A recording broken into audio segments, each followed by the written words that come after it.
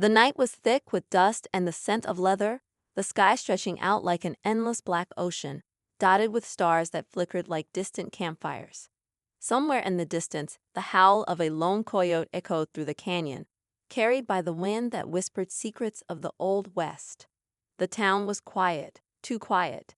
Even the saloons, usually alive with the clinking of whiskey glasses and the hum of gambling men, seemed to hold their breath. Then came the sound. Hoofbeats, slow, steady, deliberate, the kind that made men turn their heads and women pull their children inside. A lone rider, cloaked in darkness, his silhouette framed against the pale glow of the rising moon. His hat sat low, shadowing his face, but his presence alone was enough to send a shiver down the spines of those who knew his name. Some whispered it in fear, others in awe. But everyone knew one thing: he wasn't just any cowboy. He was the Black Rider. To many, he was a ghost, a legend, a shadow that moved through the West, feared by outlaws and respected by those who knew the truth. He had no gang, no badge, no master. He rode alone, not because he wanted to, but because the world had forced him to. You see, in the lawless frontier, where men carved out their own justice with bullets and bravado, there was one rule that stood stronger than any sheriff's word: power belonged to those who took it. And for a black man in the Old West, power was something they said he could never have. But they were wrong. He had come from nothing, born into a world that told him he was lesser, destined to be nothing more than a servant, a laborer, a man forgotten by history. But he refused to let the world decide his fate. From the moment he first climbed onto a horse, he knew he was meant for something greater. His hands were steady on the reins, his aim was sharp, and his heart burned with something no man could steal: courage. They tried to break him, tried to tell him he had no place in their world of cowboys and cattle drives, of saloons and shootouts. But every time they pushed him down, he got back up. And every time they shut a door in his face, he rode right through it. His reputation began to spread. First in whispers, then in stories, then in outright fear. He didn't tolerate injustice, and he didn't back down from a fight. He had seen too much cruelty, too much violence against those who couldn't defend themselves. He had watched men hanged for no crime other than the color of their skin. He had seen families torn apart, dreams crushed beneath the heels of those who thought themselves superior. And so he made a choice. If the world wanted him to be an outcast, then he would be one on his own terms. He wouldn't ask for permission. He wouldn't beg for acceptance. He would carve his own path, one bullet at a time if he had to. The first time they tried to kill him, he was outnumbered 5-1. A gang of hired guns had been sent after him, their pockets filled with bounty money and their hearts empty of mercy. They thought they could take him easy, just another nameless rider on the trail, another ghost swallowed up by the dust of the West. But they underestimated him. By the time the sun rose the next morning, only one man rode away from that fight, and he wasn't the one who started it. From that day on, his legend grew. He wasn't just a man anymore. He was a warning, a storm on the horizon, a reckoning for those who thought they could act without consequence. He fought for those who couldn't fight for themselves. He stood against the law when the law was wrong. He rode into towns where no one like him was welcome, and he left them changed. Some feared him, some hated him, but many more looked at him and saw something they had never seen before: hope. And so he rode on, never staying in one place too long, always moving like the wind, like a shadow cast by the flames of justice. But even legends have their enemies, and one day a bounty was placed on his head that was too big for the greedy to ignore. The best gunslingers in the West were coming for him. Traps were being set. The hunter was about to become the hunted. And as he sat on the edge of town, watching the sun sink below the horizon, he knew that this time he might not ride away. But if they wanted to take him down, they'd have to do it the hard way, because the Black Rider wasn't just a man. He was a force, and he wasn't done fighting yet.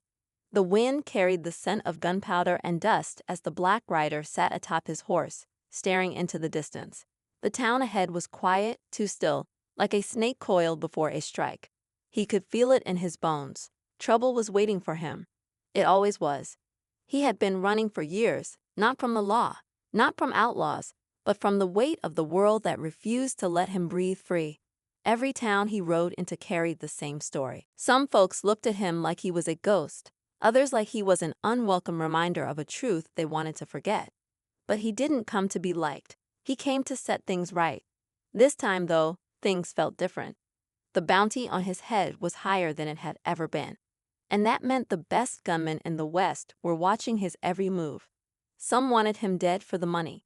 Others wanted to make an example out of him. But there were a few, a rare few, who wanted to see him win. One of those few was standing behind the bar in the town's only saloon. Miriam had been running that saloon for as long as most folks could remember. She had seen men come and go, some good, most bad. But when the Black Rider walked through her doors years ago, battered, bleeding, and barely able to stand, she saw something in him. A man who wasn't just fighting to survive. He was fighting for something bigger than himself. She had patched him up, given him shelter, and asked for nothing in return. And now, years later, as she stood behind that bar, she heard the whispers before she even saw him. "They say he's coming," a man muttered, his voice laced with unease. "Won't last long," another said. "They're waiting for him." Got half the town armed and ready. Miriam kept her face still, her hands steady as she wiped down the counter. She knew better than to speak up when men like these talked. They had already decided how the story would go, and nothing she said would change their minds. But deep down, she knew something they didn't. The Black Rider had been counted out before, and he was still standing. As the doors swung open, the room fell into silence. Boots echoed against the wooden floor, slow and deliberate. A shadow stretched across the saloon as the Black Rider stepped inside, his coat dusty from the road, his hat tilted just enough to hide the fire in his eyes. Miriam didn't say a word. She just nodded, barely noticeable, but enough for him to see. A silent understanding passed between them. Trouble was coming, and it wasn't waiting for the morning. Outside, the town was coming alive in the worst way. Men gathered near the sheriff's office, hands resting on their guns, their eyes scanning the street. Some were lawmen, others were bounty hunters, and a few were just looking for an excuse to put a bullet in the Black Rider and sleep easy knowing they had rid the world of something they didn't understand. Among them stood a man the Black Rider knew all too well, Clayton Briggs. Briggs had built his name on blood and fear. He wasn't just another bounty hunter. He was the kind that killed for sport. He didn't care about the law or justice. He cared about power. And right now, the biggest prize in the West was standing inside that saloon. Briggs tipped his hat back and smirked, glancing at the men around him. "Ain't no way he's leaving this town alive," he said, loud enough for everyone to hear. "Man like him don't get second chances." But the Black Rider had heard those words before. Inside the saloon, Miriam poured him a glass, setting it down without a word. He didn't drink, just stared at the reflection of the dim lights in the liquid. He could feel the weight of every eye in the room. Some afraid, some curious, some just waiting to see a man die. He had spent years running, not because he was afraid, but because he knew that if he stopped, the fight would come to him. And now it had. He thought of the men and women he had helped along the way, the farmers who had been run off their land, the families who had lost everything to corrupt lawmen, the children who had watched their fathers dragged away in chains. He had never fought for the money or the fame. He fought because someone had to. And now, they wanted him gone. He could leave.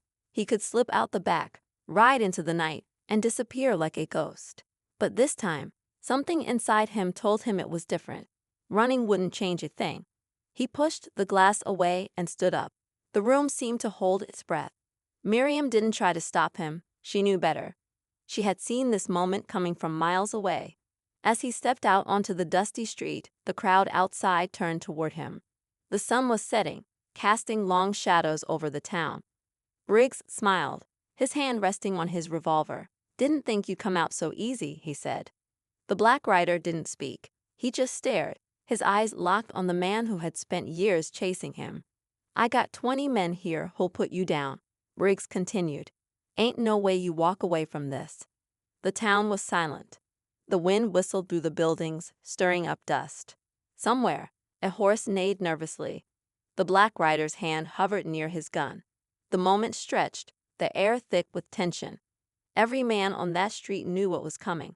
And then, the sound of a gunshot shattered the silence, and the fight for his life began. The gunshot split the air like a crack of thunder. For a brief moment, time seemed to freeze. Dust kicked up from the street, the smell of gunpowder filling the air. Then, chaos erupted. The Black Rider dove to the side just as another shot rang out, the bullet missing him by inches. He rolled into the dirt, his coat flaring as he came up on one knee, his gun already in his hand. His instincts had saved him more times than he could count, and now they were the only thing keeping him alive. Briggs and his men fired wildly, the flashes of their revolvers lighting up the dimming sky. Townsfolk screamed and scattered, doors slammed shut, windows shattered as stray bullets tore through wood and glass. But the Black Rider didn't hesitate. His first shot struck a man in the shoulder, sending him spinning to the ground. Another man tried to flank him, but he was too slow. One precise shot knocked the gun from his hand. Briggs cursed, ducking behind a barrel. "He ain't supposed to be this fast," he growled, reloading his weapon. But the Black Rider had spent his whole life surviving against the odds. He had faced worse than this. Outlaws who wanted him dead, lawmen who swore he had no right to exist, entire towns that turned against him. But he was still standing. Miriam watched from inside the saloon, her fingers gripping the edge of the bar. She had seen men like Briggs before, men who thought they could crush anything that didn't fit their version of the world. But she had also seen something stronger, and right now she was watching it unfold. The gunfight raged on, the Black Rider weaving between cover, each shot careful, controlled. His bullets weren't wasted. One by one, the men who had come to kill him fell or fled. Briggs was the last one standing. Breathing hard, his face twisted with frustration, he stepped into the middle of the street, his revolver trembling in his grip. He had never lost a fight like this before, and he wasn't about to let his reputation die here. "You should have stayed gone," Briggs spat, raising his gun. "Ain't no place for you in this world." The Black Rider didn't flinch. He had heard those words before. He had been told all his life that he didn't belong, that he was nothing more than a shadow in a world that wasn't meant for him. But he had proven them all wrong. The wind whispered through the empty street. The whole town was watching now, peering from behind curtains, holding their breath. And then, with the calm of a man who had nothing left to fear, the Black Rider pulled the trigger. Briggs staggered back, his gun slipping from his grasp. He gasped, his knees hitting the dirt. His eyes, filled with disbelief, locked onto the man who had just ended it. The Black Rider didn't say a word. There was nothing left to say. The fight was over. The town remained silent as he holstered his gun, stepping over the bodies of the men who had come to take him down. The people who had once whispered about him in fear now looked at him with something different in their eyes. Respect, maybe even hope. Miriam exhaled, setting down the glass she had been holding so tightly. She knew he wouldn't stay. He never did. But as he walked past the saloon, she caught his gaze and gave him the smallest nod. He returned it, a silent promise, before mounting his horse. The Black Rider didn't need a thank you. He didn't need applause. He had done what he always did, stood his ground, fought for what was right, and survived. As he rode out of town, the sun dipped below the horizon, painting the sky in shades of orange and deep blue. The dust settled behind him, his silhouette fading into the night. Some would say he was just another outlaw, a ghost of the West. But for those who knew the truth, he was something more. He was a legend, and legends never die.